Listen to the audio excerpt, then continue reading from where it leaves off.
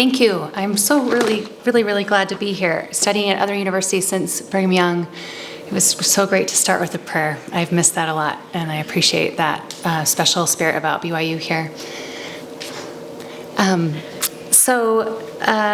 Primal Forces Earth is an exhibit through SAQA, Studio Art Quilt Association. This is an international exhibit. SAQA was started decades ago for art quilts. I'll talk about the different kinds of quilts and what art quilts are.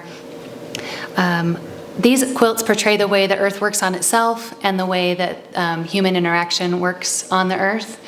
And quilt making is very much the same. Quilt making is very much about how the quilts act upon their makers and change their lives, and also about how the makers are trying to make sense of their world and push back on that or add to it or change it in various ways. Quilts stand as a socioeconomic indicator. They are an anthropological piece of material culture, maybe the piece. St. Clair wrote in her book about cloth that cloth is the original technology, and I really believe that's true. The earth is integral in quilt making. This is one of the arts that we're working with things from the earth, the fibers that grow in the earth. It wasn't until World War II that we even really got focused on chemical dyes. Always before then, for centuries and millennia, it's been dyes from things from the earth. The earth has preserved the evidence of the first thread, the first fibers, and the first fabrics. The first thread was thought to be made about 20,000 years ago, and the first fibers have been preserved in the Lascaux caves. They show different hands contributing, demonstrating the communal efforts of fabric from the beginning. Quilt makers even call their blocks things that are based in the earth, like delectable mountains or ocean waves or bouquets of flowers, and they call them nosegays. And so the earth and things that grow in the earth are very integral in what quilt makers are doing, whether they're quilting to make an environmental statement or not. Quilts have been called a lot of things. These are just a few quotes that people have given trying to describe what quilt making is. The ultimate social text, Bell Hooks called it a spiritual process where one learned to surrender, which is very much how I feel about it. Louisa May Alcott called it a calico diary, art without frames, a mother tongue, even comparing it to hieroglyphics as you trace it throughout time and continents. Jean Ray Laurie was one of the early American art quilt makers in the 70s, 80s, and 90s, and she said, quilts provide a lovely, fragile, and personal kind of silent, visual communication from one generation to others. I love the generational pass-on that quilts do. I'm not sure all quilts are silent, and I hope to show you some quilts today that are not. I don't think there's very many silent quilts in the exhibit here today. I'm going to take you through a very brief timeline of American quilts so that you can see where the quilts you're looking at today fit in that and where they came from and kind of the shoulders that they are being built upon. All the slides from the historical part are from the International Quilt Museum at University of Nebraska, Lincoln, which is the largest quilt museum in the world and the largest repository of quilt collection in the world. So we start in the 18th century, think pre-American Revolution. Quilts were not made here. Quilts were imported, and it was the elite. The one on the left is an Indian Palampur. So you see that tree of life image that we have in our religion, very, very strong in quilts in the Indian culture centuries ago. The one on your right is a whole cloth. This is intricate stitching from France, and so these were all shipped over. Then we come to the 19th century, and again, a reflection of the wealthy. This is a kind of a timeline variety of the quilts that came. We have this idea that there were these pioneers and it was scarcity and they were stitching pleats of their skirt, and that's mythological. It's part of the dream that we make about what quilts were. Quilts in the 19th century were very much about abundance and wealth. The quilt on the left is cut out in the corners to fit over the big wooden bedstands of the East Coast wealthy. And then the middle one from Pennsylvania, the sawtooth, that looked kind of like stars. By then, the American cotton industry was going, and all of that, the political implications of that, and also the printing here in the States. We weren't shipping printed cotton anymore. We just had as much as we have today or more of options of prints for fabric. That was literally everywhere. And then on into, you can see the white background. This is called a Baltimore album quilt from an area in Baltimore from a very narrow time period. These are tiny pieces of fabric that the raw edges are tucked under and then they're hand stitched down. It's called applique. It took an amazing amount of time. So this is showing the amount of time that women had to make these kinds of quilts in that area at that time. And then your far right is a crazy quilt. The church owns a really beautiful, enormous one. I wonder if any of you saw in the suffrage exhibit, the Church History Museum a few years ago, they displayed it. Again, intricate overlayering of those big heavy velvets and the dark colors of the Victorian era, saying a lot about women's lives at that time. Then we jump into the 19th century where scarcity did happen. The middle pastel quilt is an example of what we call Depression era quilts, those really light pastels in a dramatic pushback from the dark, heavy ones of the Victorian era, that crazy quilt. We have a lot more, we're starting to collect and see now in the 20th century, a lot more of other people's cultures. So this far left one is an Amish quilt, Hawaiian in the top, and some native or indigenous quilts there at the top right. That big star is very indicative of tribal quilts. So we're starting to see, oh, wait a minute, really rich white people ladies who had a lot of time weren't the only ones making quilts, that lots and lots of other people were making quilts. I don't have an example here, but we do see a small group called Gee's Bend in Alabama that they were using clothes and it was out of scarcity and they were making amazing pieces. The bottom right two are what we would call art quilts. So all of a sudden art quilts started showing up. The one is considered a story quilt by Yvonne Wells, and she's talking about some of the civil rights experiences that she experienced as an African-American woman in America. And the very graphic one on the far right is Nancy Crow, who's one of the people that's mentioned quite often when you're talking about the art quilt movement. So these are kind of the predecessors of the quilt makers that you're going to see out there today.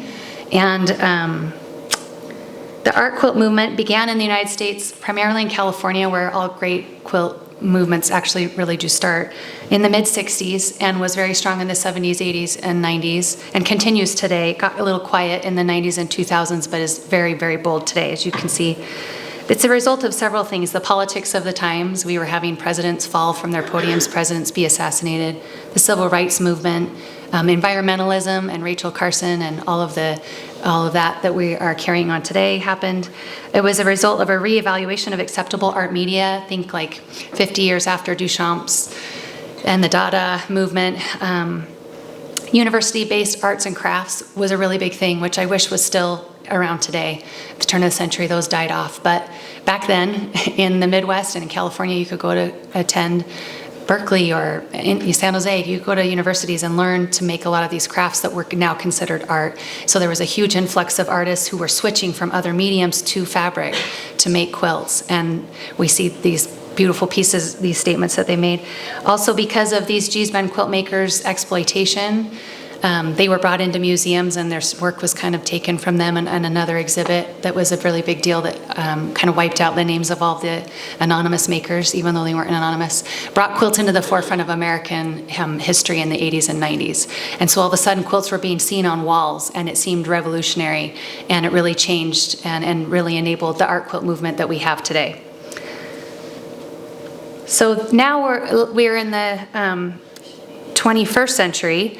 These are some of my favorite examples. The 21st century quilt world is a contested space within itself. There's a lot of arguing about what a quilt is, what's a modern quilt, what's an art quilt, what's a traditional quilt, what's a contemporary quilt. So we had kind of two categories before, an art quilt and a traditional quilt, and now we have 3 or 4 categories. These quilts are all considered modern quilts. They make political statements. The one in the middle that's green is the big letter I. It's called I Quilt. It's a very big part of the identity for a lot of women and a growing number of men who are expressing themselves through this art medium today. Let's see. Another thing that quilt makers are doing today is they're expressing their feelings about the earth. So a lot of mountains, sunsets, the heavens, the stars, the sun is a very popular theme. Another popular theme is looking at the world from a bird's eye view, from the top down. And we see that a lot in the art quilts today, but it's also showing up a lot in contemporary quilts and modern quilts today. The barcode is by a man named Thomas Knauer. This is a barcode from Martha Stewart. And he was trying to say, Martha Stewart's not really making craft, she's diluting it, but this is craft and stitched in defense of handmade around it. It's kind of hard to see. So a lot of statements are being made in the quilts today. The far right one is about immigrants. This was at the Halifax Immigration Museum. This artist was an artist in residence and asked visitors to the museum help build that quilt together. QuiltCon is a big modern quilt convention that they're aligning kind of with fandom by making this convention that's not what you would expect for a traditional quilt show. This more traditional one in the middle is Victoria Findlay Wolfe, and she has a quilt here in the exhibit. She's a really interesting artist today that I wanted to point out. So this is Double-Edged Love. It actually won Best of Show for the very first QuiltCon in 2013. And she's taken digitally printed fabric right when it was brand new and used a very traditional quilt block called the double wedding ring and made it modern, made a twist on it. So let's talk about now where the quilts for today sit. These quilts are considered art quilts. They're not considered modern quilts, they're not contemporary, they're not traditional, they're art quilts. These people are studio artists. Some of them don't like them called art quilts. They want them to be called studio quilts or just studio art. And some people feel like we don't need to put the word art with quilts because it just is. So there's a lot of discussion about that with the contention of what's going on in the quilt world today. Art quilts can accomplish things that traditional quilts can't because they're not generally washed. They're made for the wall. They can be different sizes and shapes, and they can be raw edge, which means, like this top left one, the exposed edges of the fabric are there to be frayed, and that would be difficult on a quilt that you had on your bed or even that you were going to use as your TV quilt, even rarely. This is Victoria Findlay Wolfe again, and you can see how her style has evolved. She's a really interesting artist because she markets patterns for contemporary and traditional quilts. And then she shows and wins a lot of awards and does beautiful things with modern quilts. So she is blurring the lines between modern quilts and art quilts. And a lot of people don't love people who are doing that, which the moderns do, and I think it's great, just because let's keep that innovation going and keep changing things up. I really encourage you, I love that Chip and I both shared Chinny Chin's quilt. Please look her up. She does this stitching on a huge table, and the patience involved, and it's all building these beautiful environmental scenes. And what she puts into it really embeds emotion into how she feels about her environment and the planet. A lot of the quilts you're going to see are not pieced. A lot of art quilts these days they've designed it on a computer and printed out one big piece of fabric that's digitally printed, and then they do long arm stitching on top of it, like this glacier over here. You'll see a lot of that out there in the exhibit, or they'll add a little paint to make it look like it's got some piecework, but it's not. So again, the art quilt makers are changing what it means to have a quilt. Traditionally, a quilt is 3 layers: a backing, the soft middle, the wadding or batting, and then the top. But that's not the case with a lot of the quilts out here. And I love that the kind of ivory towers of the quilt world are relaxing and saying, but this cloak is a quilt, and this dress with a womb in it is a quilt, and this dress on a mannequin with a quilt tied up around it as the skirt is a quilt. And so that's what keeps art exciting and current and important and changing things, because we are letting some of the lines be blurred, and that's okay. And I love that that's what quilts bring to the art world. Sustainability in the quilt world. Yes, quilt makers are the great recyclers, but more than that, quilt makers are the great consumers. And a lot of damage does happen with dyes in the world because of quilts. So as a reaction to that, a lot of quilt makers are concerned about it. And the ways that quilt makers are engaging with sustainability are using more sustainable materials like organic cotton, which is contestable. Hemp and bamboo batting is very popular. Scraps and repurposing fabrics, of course, but not as much as you'd think. Destashing is the term for selling what you collected that you're never going to use in your lifetime on the secondary market. Supporting fair labor standards, and groups like Create and Sustain or Feel Good Fibers that are trying to help bring more attention to the quilt world and how much we consume or how much we buy that we might never use in our lifetimes. I want to show you a few other things here at the end that are going on in the quilt world today. Both of these quilt makers are using generative code to have the computer code tell them where the fabrics are going to go on their quilts, which is really, really cool, and comes up with beautiful things. And there's a lot of women, particularly who are engineers and graphic designers and various designers in the quilt world that make quilts as their second subjective career. And that is just going to show the way women's work has changed over the hundreds of years, and how we're bringing technology and women in STEM into quilt making in really significant ways. Not everybody is jumping to technology. Some people are trying to preserve the past. This friend of mine, Debs, in the UK, is trying to preserve old hand quilting patterns. And then Selena here hand-stitched a large piece of fabric, kind of in the style of the Revolutionary era, where petticoats and vests were quilted, that white quilting, and had her wedding dress sewn out of it a few years ago. Quilt makers are engaging in technology in unprecedented ways. They're digging spaces for themselves digitally through interesting quilt groups and communities that exist only online. There's a lot of humor in the hashtags, husbands holding quilts. Behind every quilt that's being held up online, there's somebody holding it. And he kind of got cut off, but this man, like, it's too wide for him, and he's holding sticks for his sweet wife. And so it's demonstrating the interplay between women and the people they live with in their homes, and how it affects their partnerships with the people that they live with, and spatially the room all of a sudden that these particularly majority women are carving out in their homes economically and spatially to have this, whether they are making money on it or not. And quilts are being taken out in the wild. Look up the hashtag quilts in the wild. People are taking their quilts, big and small, to, this is kind of a fan experience of my friend took it to Harry Potter World. But they're taking them to beaches and to mountains and to forests and holding them up. Even if the quilt has nothing to do with trees, to stand on a rock cliff and hold your quilt up and have someone take your picture is very common. And that's just showing the way that quilt makers, even without demonstrating an affinity of the earth in the subject of that particular quilt, they're wanting to have it photographed out in the wild and to bring it back full circle and say, but this is still part of the earth. And again, back to that human interaction of how are we engaging with the earth and how are we honoring the earth, which I think is amazing.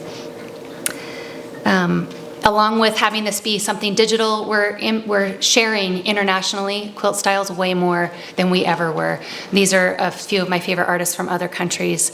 Some of them are very modern. Some of them you can see nods back to the traditional.